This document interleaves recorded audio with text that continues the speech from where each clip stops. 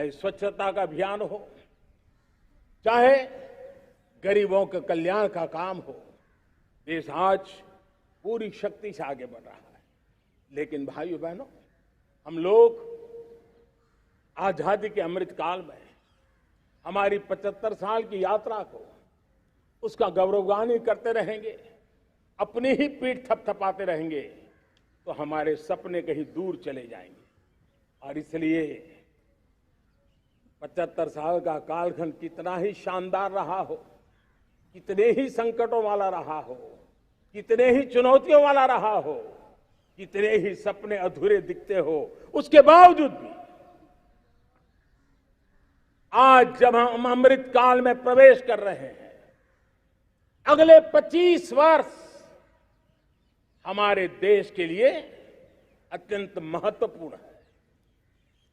और इसलिए जब मैं आज मेरे सामने लाल किले पर से 130 करोड़ देशवासियों के सामर्थ्य का स्मरण करता हूं,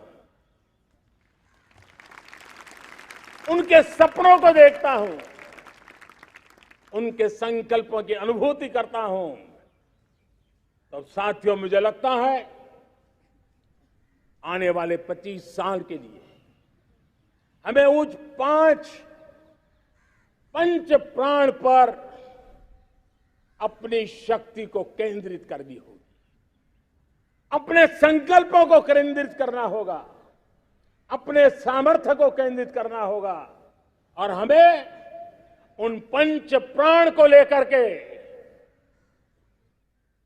2047 जब आजादी के 100 साल होंगे, आजादी के दीवानों के सारे सपने पूरे करने का जिम्मा उठा करके चलना होगा। जब मैं पंच प्राण की बात करता हूं, तो पहला प्राण, अब देश बड़े संकल्प लेकर के ही चलेगा, बहुत बड़े संकल्प लेकर के चलना होगा। और वो बड़ा संकल्प है विकसित भारत।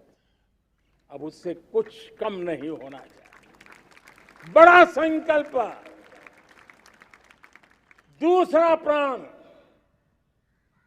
प्राण है किसी भी कोने में, हमारे मन के भीतर, हमारे आदतों के भीतर गुलामी का एक भी अंश अगर भी अभी भी है, तो उसको किसी भी हालत में बचने नहीं देना। अब 100%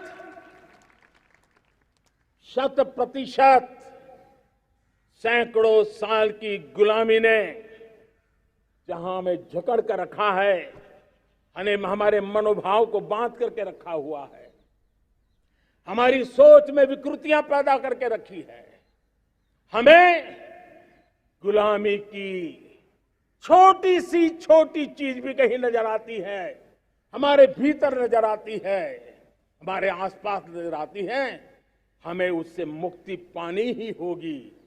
ये हमारा दूसरी प्राण शक्ति है। तीसरी प्राण शक्ति, हमें हमारी विरासत पर गर्व होना चाहिए, हमारी विरासत के प्रति, क्योंकि यही विरासत है जिसने कभी भारत को स्वर्णिम काल दिया था, और यही विरासत है जो समय को अनुकूल परिवर्तन करने की आदत रखती है, यही विरासत है जो काल बाह्य छोड़ती रही है, नित्य नूतन स्वीकारती रही है। और इसलिए इस विरासत के प्रति हमें गर्व होना चाहिए। चौथा प्राण, वो भी उतना ही महत्वपूर्ण है, और वो है एकता और एकजुटता। 130 करोड़ देशवासियों में एकता, न कोई अपना न कोई पराया। एकता की ताकत, एक भारत श्रेष्ठ भारत के सपनों के लिए हमारा चौथा प्राण है। और पांचवा प्राण है नागरिकों का कर्तव्य। नागरिकों का कर्तव्य जिसमें प्रधानमंत्री भी बाहर नहीं होता है, मुख्यमंत्री भी बाहर नहीं होता है, वो भी नागरिक है। नागरिकों का कर्तव्य, यह हमारे आने वाली 25 साल के सपनों को पूरा करने के लिए एक बहुत बड़ी प्राण शक्ति है।